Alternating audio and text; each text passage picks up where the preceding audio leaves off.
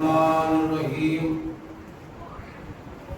الحمد للہ رب العالمین والعاقبۃ للمتقین والجنۃ للموحدین والنار للکافرین والمنافقین الصلاۃ والسلام علی اشرف الانبیاء والمرسلین وسيدنا ونبينا وطبيب نفوسنا وحبيب قلوبنا مولانا أبي القاسم محمد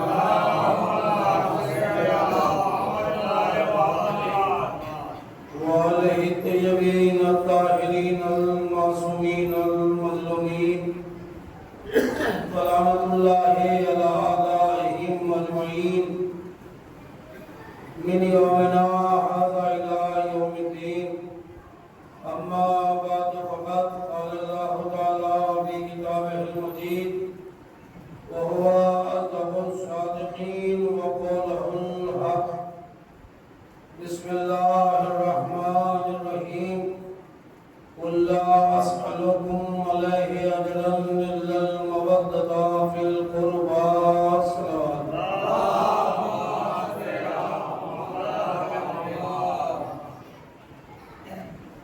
حضرات گرامی قدر، سورہ مبارکہ شورى کی مشہور آیت کریمہ جسے آپ کے سامنے تلاوت کرنے کا شرف حاصل کیا، جس کا ظاہری ترجمہ یہ ہے کہ خالق کائنات نے اپنے نبی سے فرمایا، اے میرے حبیب کہہ دیجئے ان سے کہ میں اجر رسالت اس کے سوا اور کچھ نہیں چاہتا، سوائے اس کے کہ تم میرے قرابت داروں سے، میرے اہل بیت سے مودت کرو. بس یہ اجر رسالت ہے، یہ رسالت کی محنت کا بدلہ ہے. اس کے علاوہ نبی نے اپنی امت والوں سے کبھی کوئی مطالبہ نہیں کیا، کوئی سوال نہیں کیا. یہ ایام عزا اجر رسالت ادا کرنے کے ایام ہیں، اور آپ اور ہم سب مل کر یہی کوشش کر رہے ہیں کہ جتنا بھی ممکن ہو اجر رسالت ادا کیا جائے، اس لیے کہ پیغمبر اسلام نے 1,24,000 پیغمبر سارے جتنے بھی ہیں حضرت آدم سے لے کے حضور سرور کائنات تک کسی بھی نبی نے اپنی امت والوں سے کوئی مطالبہ نہیں کیا، جبکہ سب تبلیغ کرتے رہے، ہدایت کرتے رہے، پتھر کھاتے رہے، ظلم و برداشت کرتے رہے، لیکن کبھی اپنی امت والوں سے کسی نبی نے کوئی سوال نہیں کیا. لیکن ہمارے آخری نبی نے اپنی امت سے ایک مطالبہ کیا کہ میں تم سے کچھ نہیں چاہتا. یہ بھی خود سے نہیں کیا بلکہ قرآن کے ذریعے، اللہ کی آیت کے ذریعے، جو اللہ نے قرآن میں ارشاد فرمایا قُلْ لَا أَسْأَلُكُمْ عَلَيْهِ أَجْرًا إِلَّا الْمَوَدَّةَ فِي الْقُرْبَى. آیت بتا رہی ہے، آیت کے تیور بتا رہے ہیں کہ نبی نے ایسے نہیں مانگ لیا، بلکہ یہ امت والے اکٹھا ہو کر نبی کے دروازے پہ آئے تھے، اور آنے کے بعد انہوں نے کہا تھا، اے یتیم عبداللہ، اے آمنہ کے نور نظر، اے سردار انبیاء، اے روح کائنات، اے جان انبیاء، اے طٰہٰ و یاسین، اے مزمل و مدثر، تم نے ہماری ہدایت کے لیے کتنی زحمتیں برداشت کی، کتنی مصیبتیں برداشت کی، ہمیں راستہ دکھانے کے لیے، ہمیں ہدایت پھیلانے کے لیے آپ کانٹوں پہ چلے، آپ کے اوپر پتھر پھینکا گیا، آپ کے اوپر کوڑا پھینکا گیا، لیکن آپ نے پلٹ کر کسی کو جواب نہیں دیا، بلکہ آپ ہدایت ہی کرتے چلے گئے. حد تو یہ ہو گئی کہ ہم جیسے حیوانوں کو آپ نے انسان بنایا، انسانوں کو پھر مسلمان بنایا، مسلمانوں کو پھر سلمان بنایا. اب ہم چاہتے ہیں کہ تم ہم سے اس کا کوئی بدلہ لے لو. ہم چاہتے ہیں کہ اس کا کچھ اجرت دے، آپ کو اجرت دے، اس کا بدلہ دے. چونکہ یہ احسان ہماری گردنوں پہ ساری زندگی رہے گا. اب نبی خاموش بیٹھے ہیں اس لیے کہ نبی بغیر وحی الہی کے کلام نہیں کرتے. قرآن نے کہا وما ينطق عن الهوى میرا نبی تو کلام ہی نہیں کرتا مگر وہ جو ہماری وحی ہوتی ہے، وحی کا پابند رسول سر جھکائے ہوئے بیٹھے ہیں، منتظر ہیں کہ ادھر سے جبریل امین یہ آیت لے کے نازل ہوئے۔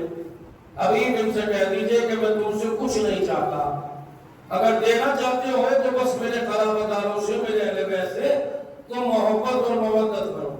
اب ماننا پڑے گا کہ جو نبی کچھ لے دینے پہ بھی نہ لے، اب اگر وہ سوال کر رہا ہے تو اس کا سوال بہت اہم ہے، اس لیے کہ معمولی سوال نہیں ہے۔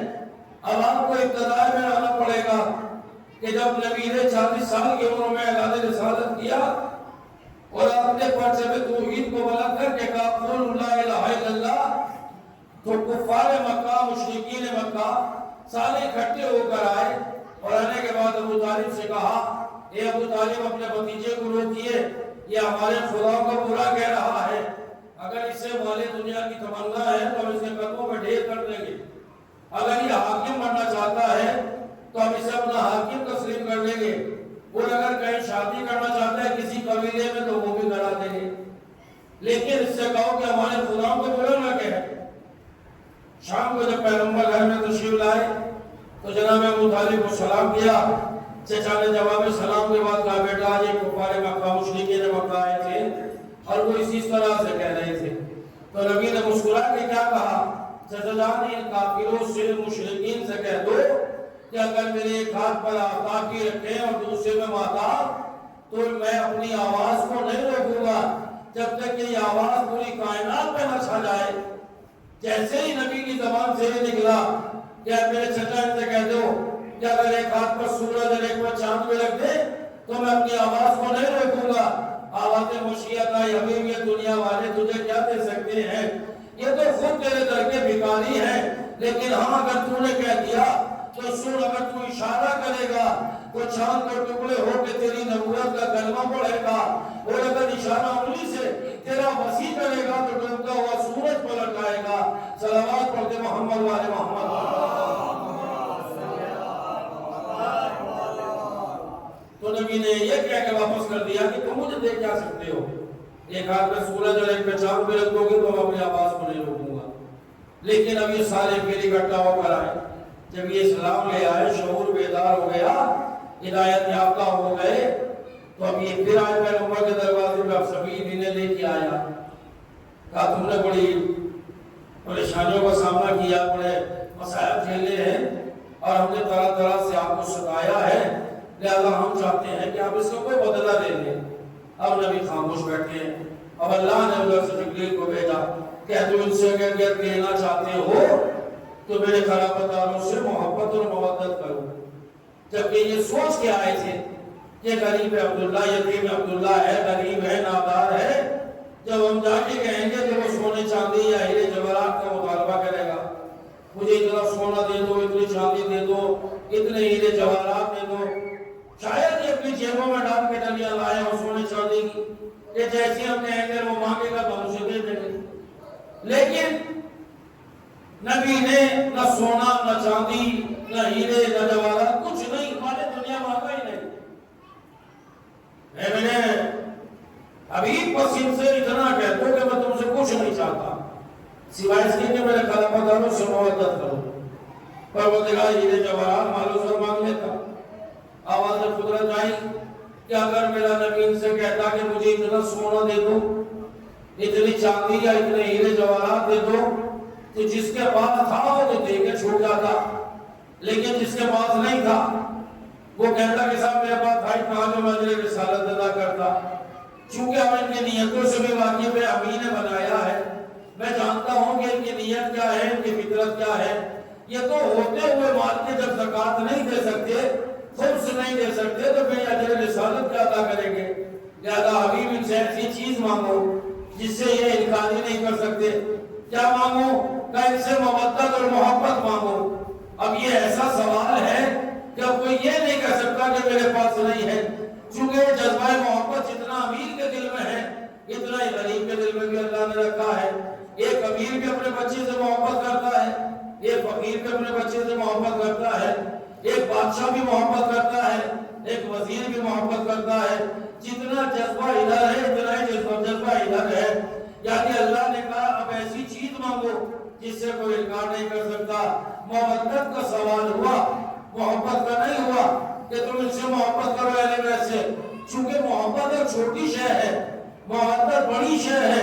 اور آپ یہ بھی نہ سمجھ لیے گا کہ محبت بالکل ہی حقیقت چھوٹی ہے، نہیں۔ اگر غور و فکر کریں اور آپ ذرا توجہ کے ساتھ غور کریں تو آپ کو نظر آئے گا کہ یہ لفظ محبت میم اے بے تے 4 لفظ ہیں، 4 حرف ہیں اس میں محبت میں، لیکن اتنا بڑا ہے کہ اس کے اوپر کائنات کا وجود قائم ہے، کائنات کا وجود اسی کے اوپر قائم ہے۔ کب وہ کیسے؟ ہم نے کہا فرشے پہ جمعہ پڑھتے ہیں، ہر خوشی کے موقع پر پڑھتے ہیں، آپ کے گھروں میں پڑھی جاتی ہے حدیث قصہ، آپ پڑھتے ہیں برابر کہ جب اللہ نے ان کے 5 تن چادر کے نیچے آ گئے اور جبریل نے پوچھا پروردگار یہ چادر کے نیچے کون ہے؟ تو اللہ نے کیا کہا؟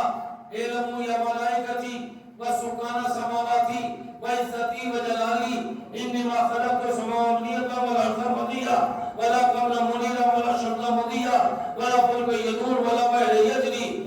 یعنی یہ آسمان، یہ زمین، یہ شمس و قمر کے قندیلے، یہ بہتے ہوئے دریا اور ان میں چلتی ہوئی کشتیاں نہیں پیدا کی مگر ان کی محبت میں جو چادر کے نیچے ہیں۔ معلوم یہ ہوا کہ اگر لفظ محبت کو درمیان سے ہٹا لے تو کائنات کا وجود نہیں رہے گا۔ اللہ نے حدیث قدسی میں کہا لولا کا لما خلقت الافلاق، حبیب اگر ہم تمہیں نہ خلق کرتے تو ہم یہ افلاق نہ بناتے، یہ سب تمہاری محبت میں بنایا ہے۔ اگر تم سے محبت نہ ہوتی تو ہم یہ سب کچھ خلق نہ کرتے، یہ نہ بناتے، لیکن تمہاری محبت کی وجہ سے بنایا ہے۔ لہذا یہ لفظ محبت کو چھوٹا لفظ نہیں ہے، بڑا عظیم لفظ ہے، اس کے اوپر پوری کائنات کا دار و مدار ہے۔ آپ دیکھیں حیوان کے دل میں بھی محبت ہے، آپ کے دل میں محبت ہے، انسان کے دل میں بھی ہے، چرند پرند درند ہر شے محبت کا جذبہ دل میں رکھتے ہوئے ہے۔ آپ نے دیکھا کہ ایک کبوتر اپنے بچے کو دور دراز جاتا ہے، کیسے دانا لا کے بھراتا ہے۔ آپ نے دیکھا کہ آپ کے ذہن میں مرغی اپنے بچوں کو چبا رہی ہے، اچانک اس پہ کبے نے حملہ کیا بچے پر، مرغی اس سے لڑ جاتی ہے، بڑے بڑے یعنی اپنے سے دگنے سے لڑ جاتی ہے۔ اگر کتا بھی حملہ کرتا ہے تو مرغی اس پہ حملہ کر دیتی ہے، جبکہ اس میں یہ لالچ نہیں ہے کہ یہ بچہ بڑھاپے میں خدمت کرے گا، میرے کام آئے گا، میرا سہارا بنے گا۔ آپ کو لوگ اپنے بچوں سے محبت کرتے ہیں، پروان چڑھاتے ہیں، اس میں ایک لالچ پوشیدہ ہے کہ یہ بچہ بڑھاپے میں میری خدمت کرے گا، میرے کام آئے گا۔ لیکن حیوان کے یہاں ایسا کچھ نہیں ہے۔ آپ کبوتر کے بچے کو اٹھائیے، وہ فوراً پروں سے دفاع کرے گا، اپنی منقار سے چونچ سے حملہ کرے گا، یعنی اپنے بچے کو بچانے کی کوشش کرے گا۔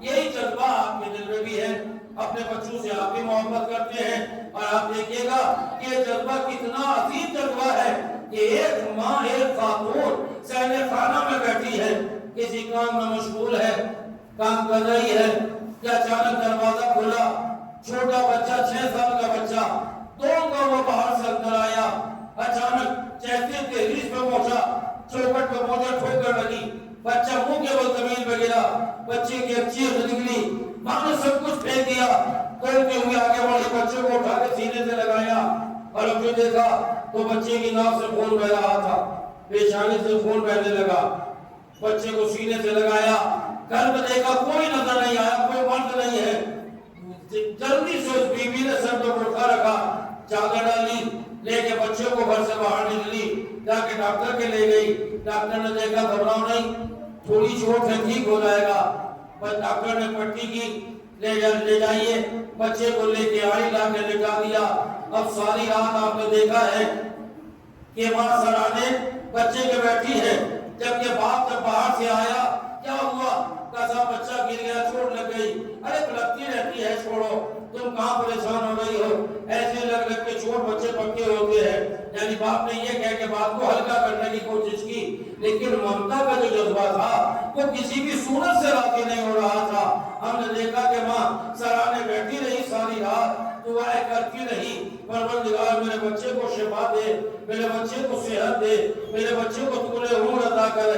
لیکن ہم نے دیکھا کہ یہی 6 سال کا بچہ 1 مہینے کے بعد اب جو محرم آیا، تو یہ بچہ جو ہے ادا خانے میں مجلسوں میں گیا، عاشور کے دن اس بچے نے سر پہ خمر لگائی، کمر پہ زنجیر لگائی اور اپنے خون میں ڈوبا ہوا گھر میں داخل ہوا۔ ہم سمجھ رہے تھے کہ ماں تو تڑپ جائے گی، ماں تو بے ہوش ہو جائے گی، ماں کی چیخ نکل جائے گی، لیکن ہم نے جو دیکھا منظر یہ عجیب تھا کہ ماں کی جیسے بچے پہ نظر پڑی تو ماں نہ روئی، نہ تڑپی، نہ چیخی، بلکہ آگے بڑھی مسکراتے ہوئے بچے کو سینے سے لگایا، لب ہلے۔ ہم نے کہا کیا کہا؟ کہا پروردگار تجھے حسین کے سائے میں پروان چڑھائے، میں نے کہوں گا اے بی بی کل بچہ گرا تھا، تھوڑی چوٹ تھی، تم لے کے ڈاکٹر کے چلی گئی، آج سر پہ زخم کاری ہے، کمر پہ زخم گہرا ہے، لے کے ڈاکٹر کے کیوں نہیں جاتی؟ ماں نے ڈانٹ کے کہا خاموش، تم نہیں جانتے کل گرتے ہوئے کو اٹھانا وہ میری محبت کا جذبہ تھا، لیکن آج خون میں تر دیکھ کر مسکرا کے دعائیں دینا یہ محبت کا جذبہ ہے، یعنی محبت تو الگ ہے، محبت الگ ہے۔ اب مجھے کہنے کا حق ہے کہ جس پہ محبتوں کو قربان کیا جائے اسے محبت حسین کہتے ہیں۔ صلوات پڑھ کے محمد والے محمد۔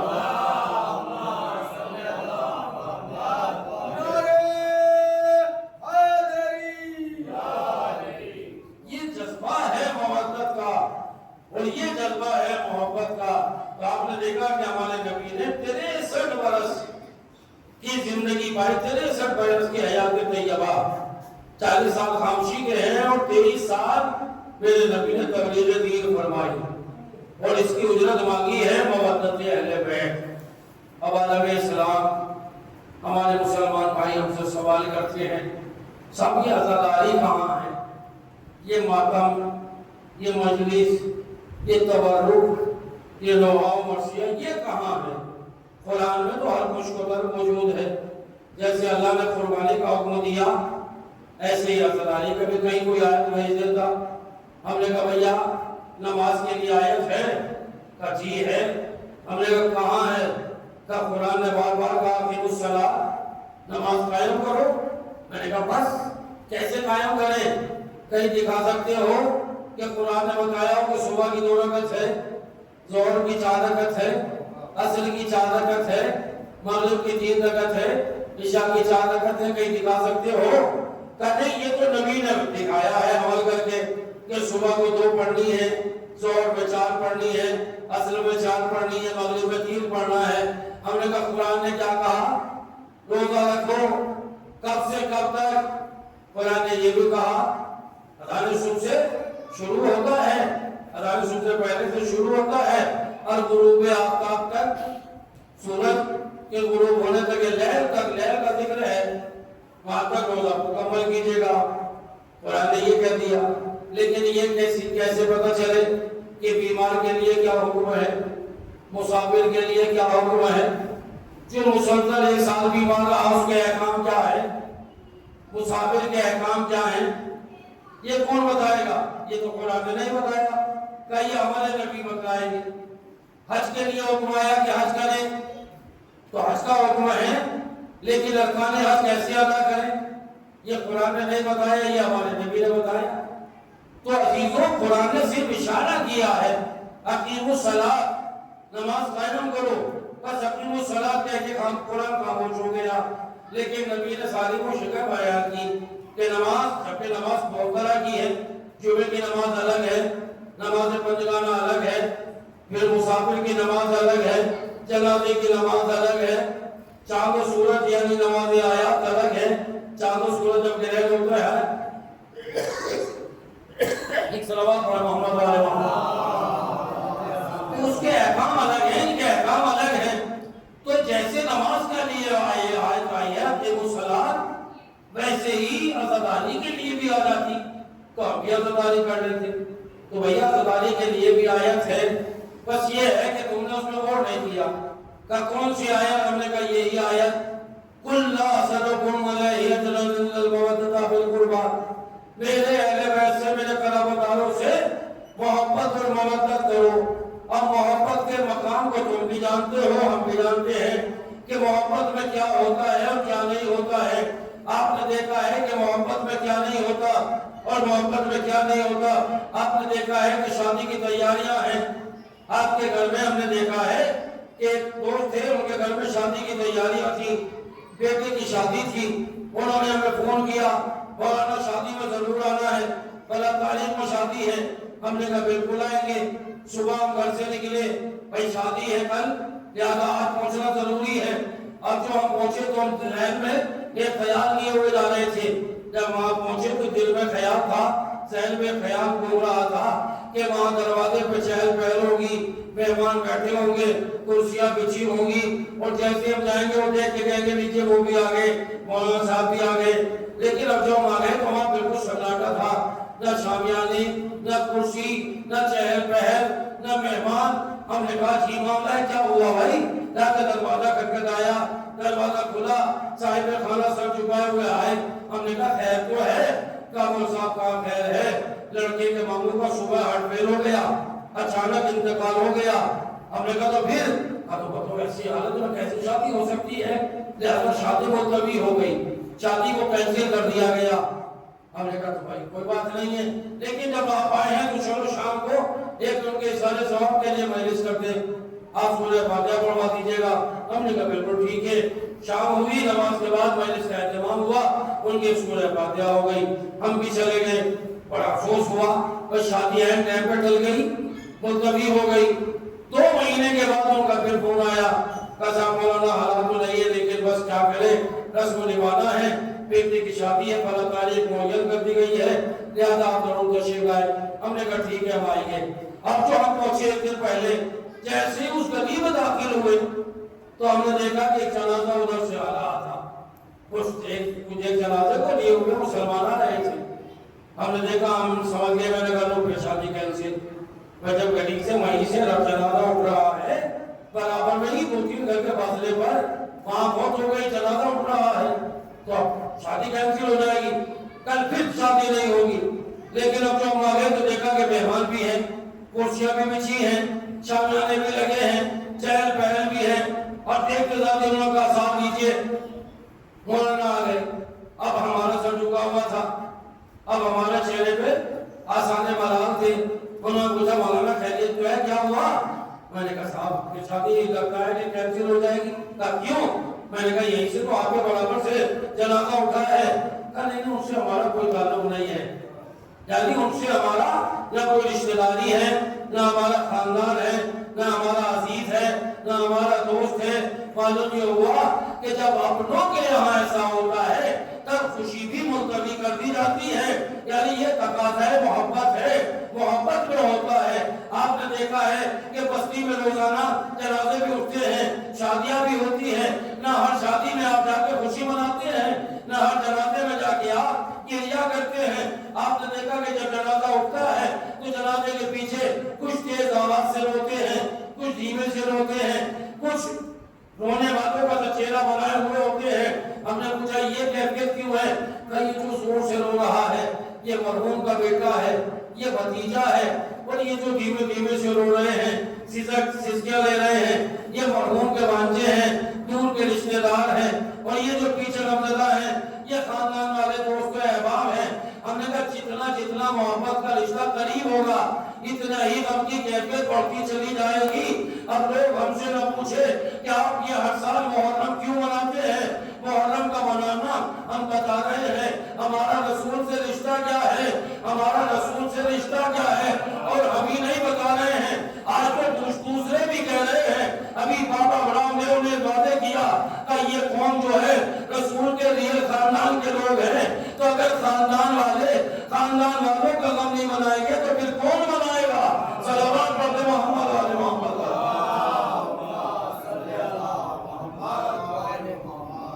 اگر ہم نہیں منائیں گے تو پھر کون ہم منائے گا؟ اگر ہم مجلسیں نہیں کریں گے، ذکر اہل بیت نہیں کریں گے تو پھر کون کرے گا؟ اس لیے کہ ہمارے اوپر واجب ہے۔ اللہ نے کہا کہ اگر اجر رسالت ادا نہیں کیا تو تمہارا کوئی عمل قابل قبول نہیں ہوگا۔ اب آدم علیہ السلام سے پوچھے نماز کا طریقہ کس نے سکھایا؟ کہ رسول اللہ۔ حج کا طریقہ کس نے سکھایا؟ خالی کملی والے۔ ہم نے کہا روزے کے احکام کا حضور صلی اللہ علیہ وسلم نے۔ ہم نے کہا یہ زکوٰۃ کا نصاب کا یہ ہمارے نبی نے۔ ہم نے کہا یہ صالحین جتنی شریعتیں جتنے احکام ہیں یہ سب اللہ کے نبی نے ہمیں عطا کیے ہیں بتائے ہیں. ہم نے کہا ان سب کی اجرت کیا ہے؟ کہ محبت اہل بیت مودت اہل بیت. ہم نے کہا اگر اجرت دیے بغیر انجام دیے تو پھر کیا ہوگا؟ مثلا آپ نے 1000 روپے میٹر کا کپڑا لیا, مثال 1000 روپے میٹر کا بہترین کپڑا لائے اور لانے کے بعد آپ نے 2.5 میٹر کپڑا ایک درزی کو دیا, لے بھائی ذرا بہترین قسموں کی بو شرٹ بنا دے, کرتا سل دے. اس نے 19 قسموں کا کرتا آپ کا بنا دیا. جمعے کا دن تھا صبح ہی لائے, اس نے جمعہ کیا, وہ کرتا سے بہتر کیا, لیکن درزی کو پیسے نہیں دیے اس کی سلائی کے. آپ وہاں سے لے کے چلے, اس نے کہا بھائی میرے پیسے, کہا تو جانتا نہیں میں کون ہوں؟ ارے پورا علاقہ میرے نام سے ڈرتا ہے. وہ بیچارہ سہم گیا, اور جب وہ سہم گیا تو یہ لے کے اپنا آ کے نہ کرتا کیا, خوشبو لگائی, ایتھل لگا کے مسجد میں پہنچے, اور جانے کے بعد انہوں نے نماز پڑھی. پورے عالم اسلام سے پوچھئے گا جتنے مفتی ہیں, جتنے قاری قرآن ہیں, جتنے علامہ ہیں, جتنے مولوی ہیں, جتنے ملا ہیں, جتنے مجتہدین ہیں, سب سے پوچھئے گا کیا اس کی نماز قبول ہو جائے گی؟ آواز آئے گی کہ بالکل نہیں ہوگی. ہم نے کہا کیوں؟ کہا صاحب انہوں نے 200 روپے کرتے کی سلائی نہیں دیے درزی کے. ہم نے کہا 1000 روپے میٹر کا کپڑا ہے, 2.5 کا کپڑا ہے اس کا, 200 تو نہیں دی, کیا ہوا؟ کہا نہیں, اس کی نماز قابل قبول نہیں, اس کی نہ وضو ہے نہ نماز ہے, اس کی عبادت ہی نہیں ہے. کیوں بھائی کیا ہو گیا؟ بہترین لباس پہنے ہوئے ہے, کہ اس نے درزی کی اجرت نہیں دی ہے. معلوم یہ ہوا کہ اگر درزی کی اجرت نہ دے تو اس لباس میں نماز بھی جائز نہیں ہے, وہ نماز بھی قابل قبول نہیں ہے. اور جس نماز کی ہی اجرت بنی ہو محبت اہل بیت, تو پھر بغیر ان سے محبت کے آپ سجدے میں سر مارتے رہیے گا. وہ آپ کا سجدہ کیا ہے؟ بلکہ ٹکر تو ہو سکتی ہے, عبادت نہیں ہو سکتی ہے. طواف کعبہ خوب کیجیے گا, وہ آپ کی قسمت کا چکر تو بن سکتا ہے مگر طواف کعبہ نہیں بن سکتا ہے. روزے رکھیے گا, سارا دن آپ کا فاقہ تو ہو سکتا ہے مگر روزہ نہیں بن سکتا. عبادت اسی وقت عبادت ہے کہ جب اس میں ولایت محمد و آل محمد ہو. صلوات پڑھتے محمد و آل محمد. تو محبت اہل بیت کے بغیر کچھ بھی عمل قابل, کوئی عمل قابل قبول نہیں. آپ لاکھ سجدے کرتے رہیے, لاکھ نمازیں پڑھتے رہیے, لاکھ زکات دیجیے, لاکھ روزہ رکھیے, مگر اگر اہل بیت سے محبت نہیں ہے, وہ اجر رسالت ادا نہیں کیا, تو پھر آپ کی کوئی عبادت قابل قبول نہیں ہے. شرط ہے کہ آپ اجر رسالت ادا کریں, اور جب تک اجر رسالت ادا نہیں ہوگا تب تک آپ کی عبادت قابل قبول نہیں ہوگی. اور اجر رسالت کیا ہے؟ محبت اہل بیت, مودت اہل بیت علیہ السلام. اور محبت کا تقاضا یہ ہے کہ اگر ان کے گھر میں خوشی ہے تو ہمارے گھر میں بھی چراغاں ہو, ہمارے گھر میں بھی خوشی ہو. اور اگر ان کے گھر میں سب ماتم ہے تو پھر ہمارے گھروں میں بھی سب ماتم ہونا چاہیے. چونکہ امام نے بھی فرمایا ہمارا چاہنے والا وہ ہے جو ہماری خوشی میں خوشی اور ہمارے گھر میں غم منائے. اور اگر ایسا نہیں کر سکتے ہو تو پھر امام سے محبت کا کوئی فائدہ نہیں. امام کی محبت کا مطلب تو یہی ہے کہ ان کی خوشی میں ہمارے یہاں خوشی ہو اور ان کے غم میں ہمارے گھر میں غم ہو. لیکن محبت کا تقاضا یہی ہے, محبت کا تقاضا کہ ہم ان کی سیرت پہ چلیں, ان کی سیرت کو اپنائیں, ان کے کردار میں اپنے کو غرق کر دیں. اور جب ان کی رضا ہمیں حاصل ہو جائے گی تو پھر اپنی قسمت پہ رشک کیجیے گا کہ آپ کتنی بلندی پہ چلے جائیں گے. اہل بیت علیہ السلام کبھی کسی کو شرمندہ نہیں ہونے دیتے. آپ ان سے محبت تو کر کے دیکھیے گا, ان کا دامن تو پکڑ کے دیکھیے گا, اتنا بلند کریں گے کہ دنیا دیکھ کے حیران رہ جائے گی. اور اس کے لیے آپ کے سامنے نمونہ موجود ہے. ایران نے دامن اہل بیت کو پکڑا, اتنا بلند کر دیا کہ آج ساری دنیا فخر سے دیکھ کے کہہ رہی ہے پکے مسلمان بھی یہی ہے, دین کے نگہبان بھی یہی ہے. کل بھی عبادت یہ کر رہے تھے, آج بھی کر رہے ہیں. صلوات پڑھتے محمد والے محمد. بابا نے بولے صلوات.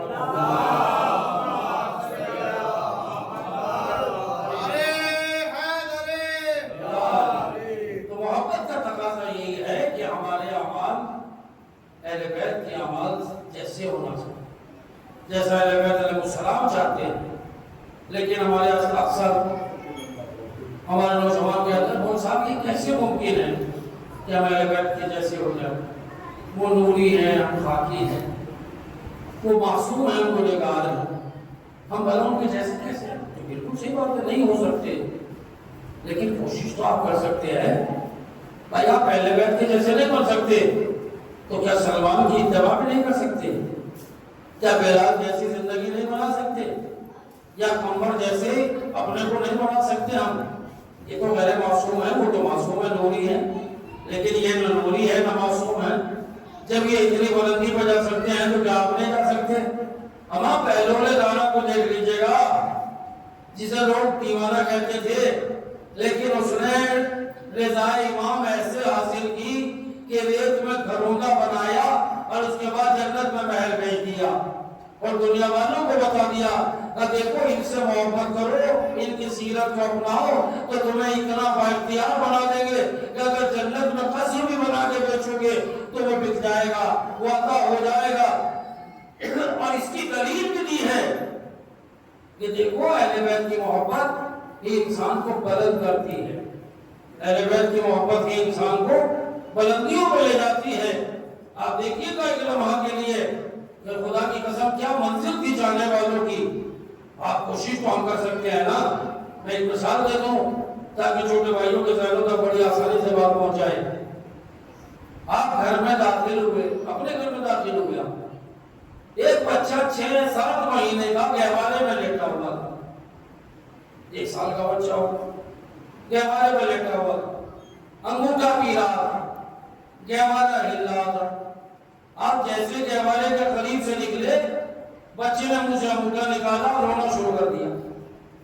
جیسے ہی آپ کی آہٹ اس نے محسوس کی بچے نے، وہ بچہ گہوارے میں رونے لگا، چیخے مارنے لگا، ہاتھ پیر گہوارے میں مارنے لگا. جبکہ اس نے نہ آپ کو آواز دی، نہ آپ کو بلایا، نہ آپ سے یہ کہا کہ مجھے اٹھا کے سینے سے لگا دو. لیکن وہ بچہ ہاتھ پیر میں مار رہا تھا اور وہ رو بھی رہا تھا. آپ جلدی سے آگے بڑھے، بچے کو چھوڑ کے گہوارے سے اٹھا کے سینے سے لگایا. بچہ مسکرانے لگا، خاموش ہو گیا. ہم نے کہا اس نے کہا آپ سے کہ اٹھا لو مجھے. کہا نہیں، یہ بچے نے کہا تھا کہ مجھے اٹھا کے سینے سے لگا دو. ہم نے کہا یہ بچہ تو بول بھی نہیں سکتا. کہاں نہیں بول سکتا، لیکن اس کا ہاتھ پیر مارنا، اس کا رونا، اس کا حرکت کرنا اس بات کی دلیل تھی کہ مجھے اٹھا کے سینے سے لگا دو. بس جیسے یہ بچے نے ہاتھ پیر ہلائے میں نے اٹھا کے سینے سے لگا لیا. اب اگر یہ بچہ ہاتھ پیر نہ ہلاتا، یہ بچہ نہ روتا تو وہ نہ رکتے، نہ واپس آتے، نہ اٹھا کے سینے سے لگاتے. لیکن بچے نے بتایا جب تک تم حرکت نہیں کرو گے، جب تک وہ اٹھائیں گے نہیں. پر جیسے بچے نے واضح کیا کہ حرکت تم کرو گے، اٹھائیں گے بزرگ، ایسے ہی حرکت میں آپ آئے، بلند اہل بیت کریں گے، نیت آپ کی ہوگی، مقبول وہ کریں گے، بلندی پہ وہ پہنچائیں گے. صلوات پڑھتے محمد علیہ محمد.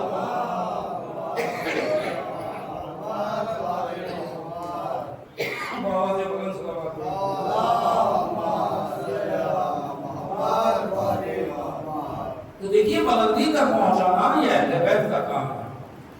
لیکن بلند کرنا انہیں کا کام ہے، لیکن حرکت کرنا ہمارا کام ہے. لیکن اگر ہم ہاتھ پہ آ کر کے بیٹھ جائیں، صبح مسجد کا مؤذن چلا رہا ہے حی علی خیر العمل، اور بستر پہ کرمٹیں بدل رہے ہیں، آج نہیں کل پڑھ رہے ہیں. زور کا وقت آیا، پھر اذان کی آواز آئی حی علی خیر العمل، اب نہیں یار ٹائم، دھوپ تیز ہے، گرمی ہے، مغرب میں دیکھ لیں گے. مغرب کا وقت ہوا تو باتوں میں مشغول ہو گئے، مغرب میں نکلے صبح دیکھیں گے. یعنی ایسے ہی ہمارا وقت گزر جاتا ہے. لیکن اہل بیت کا چاہنے والا وقت کی قدر کرتا ہے، وقت کی عظمت کو سمجھتا ہے. اگر اہل بیت سے محبت ہے تو اہل بیت کے چاہنے والے وقت کی قیمت کو سمجھتے کہ وقت کیا ہے ہمارا. اور اگر وقت کی قیمت کو نہ سمجھتے تو ایران ختم ہو جاتا. لیکن انہوں نے سمجھا کہ ہمارے وقت کی قیمت کیا ہے. دشمن چاروں طرف سے نظریں اٹھا کے ہمارے اوپر جمع ہوئے ہیں اور ہمیں مٹانا چاہتا ہے. لیکن انہوں نے بھی پلٹ کے کہا کہ ہمارا رشتہ باب مدینہ العلم سے ہے، باب ابو جہل سے نہیں ہے. اپنے بچوں کو اتنا پڑھایا، تعلیم کے میدان میں اتنا آگے بڑھایا کہ آج دنیا کی میڈیا کہہ رہی ہے کہ 99% ایران میں تعلیم یافتہ لوگ ہیں، 85% جو ہے ایران میں پی ایچ ڈی ہیں، 77% جو ہے وہاں سائنسداں ہیں، ویگیانک کہ جو میزائل اور ڈرون بنا رہے ہیں۔ اور آپ نے دیکھا ہے جو میڈیا نے دکھایا، بڑی بڑی میزائل سٹی دکھائی ہیں جس میں خواتین کام کر رہی ہیں۔ آج میڈیا چلا نہیں، ہم تو سمجھ رہے تھے کہ ملاؤں کا دیش ہے، مولویوں کا دیش ہے، وہاں قرآن پڑھایا جاتا ہوگا، وہاں حدیثیں سکھائی جاتی ہوں گی، لیکن ایران نے واضح کر دیا کہ قرآن کی تعلیم بھی ہے، حدیثوں کی تعلیم بھی ہے، اور قرآن ہی نے بتایا ہے کہ ڈرون کیسے بنایا جاتا ہے، میزائل کیسے بنایا جاتا ہے، ہوائی جہاز کیسے اڑایا جاتا ہے۔ آج ایران کی خواتین نے واضح کر دیا کہ جن کا رشتہ اہل بیت سے وابستہ ہوتا ہے، جن کا رشتہ فاطمہ زہرا سے وابستہ ہوتا ہے، وہ ہر زمانے میں بلند ہوتے ہیں، چاہے وہ تعلیمی معیار ہو یا کوئی بھی میدان ہو، وہ اس میدان میں سربلند ہو کے چلتے ہیں۔ چونکہ اہل بیت خود بھی بلند تھے، لہذا چاہنے والوں کو بھی بلند لگ رہے ہیں۔ صلوات محمد والے محمد۔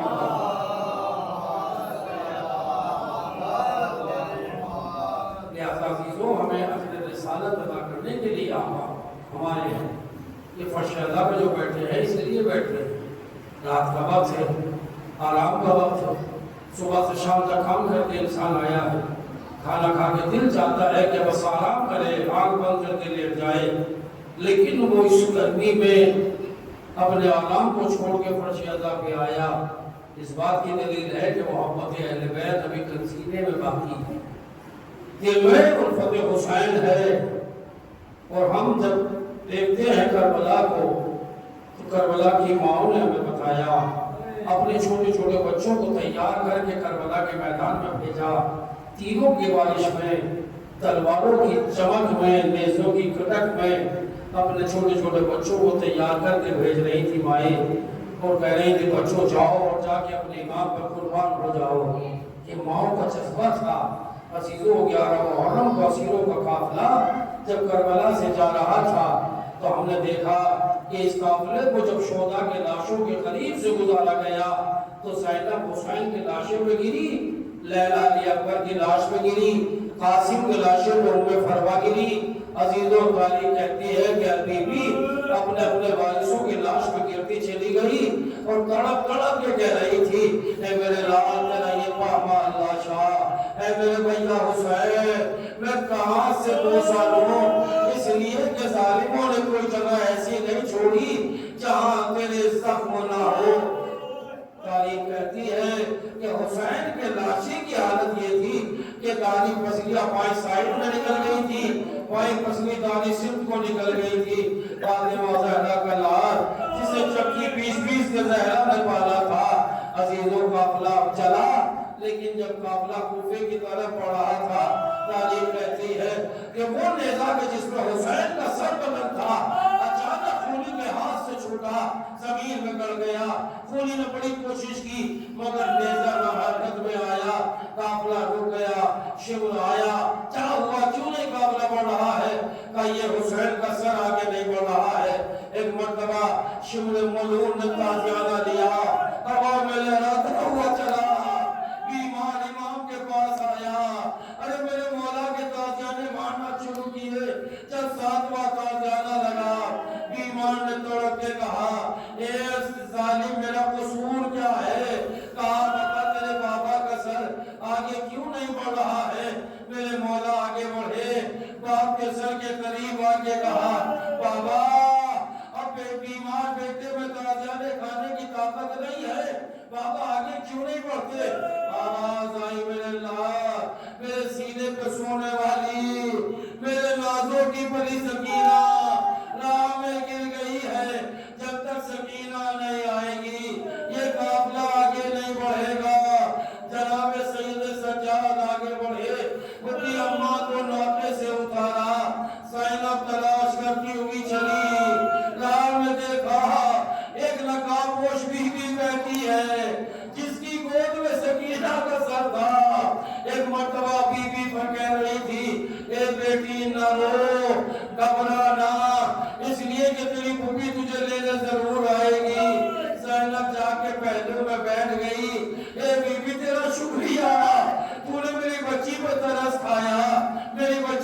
اختیار کیا، ورنہ جب سے اپنے بابا سے چھوٹی ہے کوئی تماچے مار رہا تھا، کوئی تازیانے مار رہا تھا۔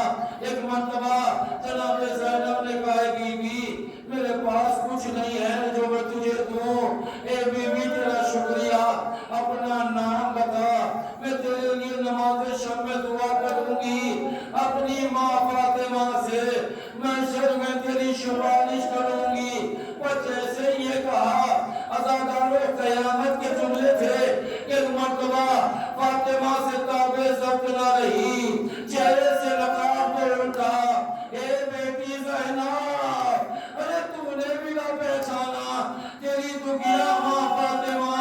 اب تو دکھ میں ماں کو زینب نے دیکھا، زینب تڑپ کے گلے سے لگ گئی، اے ماں بھائی ہو، جب میرا گھر اجڑ گیا، میرا بھائی مارا گیا، میرے اکبر کے سینے پہ بچی کا پھل، میرے عباس کے بازو کٹ گئے، اے بیٹی میں کربلا میں تھی، جب میرے لال کے گلے پر چھری چل رہی تھی، اے زینب لے سکینہ کو لے جا، میرا لال حسین مقتل میں بے گور و کفن پڑا ہے، میرا حسین مجھے بلا رہا ہے، اماں میں اکیلا ہوں، اماں آجا، فاطمہ چلی ماں حسین۔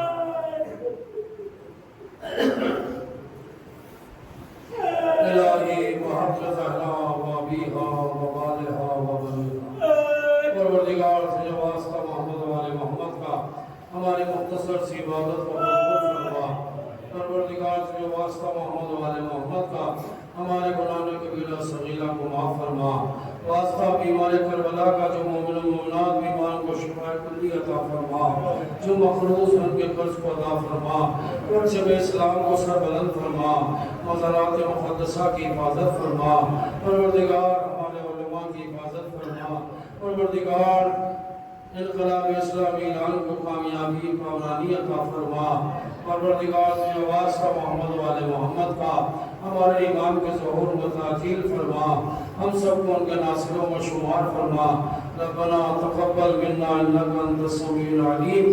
ایک مرتبہ سورہ حمد اور 3 مرتبہ سورہ توحید کی تلاوت فرما کر آیت اللہ العظمی آقا ابوالقاسم الخوئی اور آیت اللہ خامنائی اور دیگر شہدائے عراق اور بالخصوص مولانا کے والدین گرامی کے لیے سورہ فاتحہ، کل مومن و مومنات کے لیے سورہ بقرہ۔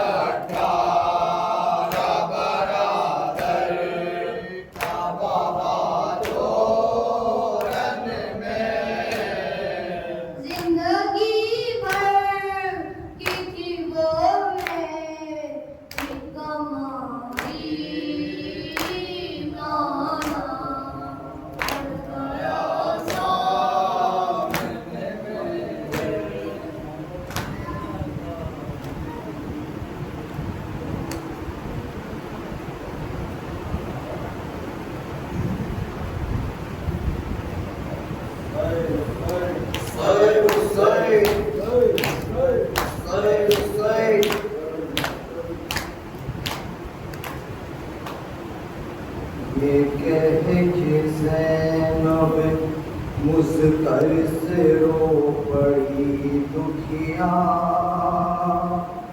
مجھے نشے میں رہنے دو اے پھوپھی اماں، یہ کہہ کے زینب مضطر سے رو پڑی دکھیا، مجھے نشے میں رہنے دو اے پھوپھی اماں، میں کیسے چھوڑ دوں بابا کی لاش کو تنہا، مجھے نشے میں رہنے دو اے پھوپھی اماں، یہ کہہ کے زینب مضطر سے رو پڑی دکھیا، مجھے نشے میں رہنے دو اے پھوپھی اماں، یہ خود بھی جان گئی ہوں میں ایک حسینہ ہوں، میری نہ فکر کرو اب میں ایک یتیمہ ہوں، یہ خود بھی جان گئی ہوں کہ ایک حسینہ ہوں، میری نہ فکر کرو اب میں ایک یتیمہ ہوں، ابھی تو اور رلائے گی مجھ کو یہ دنیا، مجھے نشے میں رہنے دو اے پھوپھی اماں، یہ کہہ کے زینب مضطر سے رو پڑی دکھیا، مجھے نشے میں رہنے دو اے پھوپھی اماں، یہاں رہوں گی تو بابا پہ کھل کے رو لوں گی، جو نیند آئے گی پہلو میں ان کے سو لوں گی، یہاں رہوں گی تو بابا پہ کھل کے رو لوں گی، جو نیند آئے گی پہلو میں ان کے سو لوں گی، یہ میرا چین ہے اور میں سکون ہوں ان کا، مجھے نشے میں رہنے دو اے پھوپھی اماں، یہ کہہ کے زینب مضطر سے رو پڑی دکھیا، مجھے نشے میں رہنے دو اے پھوپھی اماں، پھوپھی یہ آپ کو معلوم ہے میرے بابا خیال رکھتے تھے میرا کہ ہر گھڑی کتنا، پھوپھی یہ آپ کو معلوم ہے میرے بابا خیال رکھتے تھے میرا کہ ہر گھڑی کتنا، ادا کروں گی میں اب فرض ایک بیٹی کا، مجھے نشے میں رہنے دو اے پھوپھی اماں، یہ کہہ کے زینب مضطر سے رو پڑی دکھیا، مجھے نشے میں رہنے دو اے پھوپھی اماں، میں اپنے باپ کا زخمی بدن چھپا لوں گی، کفن نہیں ہے تو لا کر کے خاک ڈالوں گی، میں اپنے باپ کا زخمی بدن چھپا لوں گی، کفن نہیں ہے تو لا کر کے خاک ڈالوں گی، بنوں گی دھوپ میں بابا کی لاش کا سایہ، مجھے نشے میں رہنے دو اے پھوپھی اماں، یہ کہہ کے زینب مضطر سے رو پڑی دکھیا، مجھے نشے میں رہنے دو اے پھوپھی اماں۔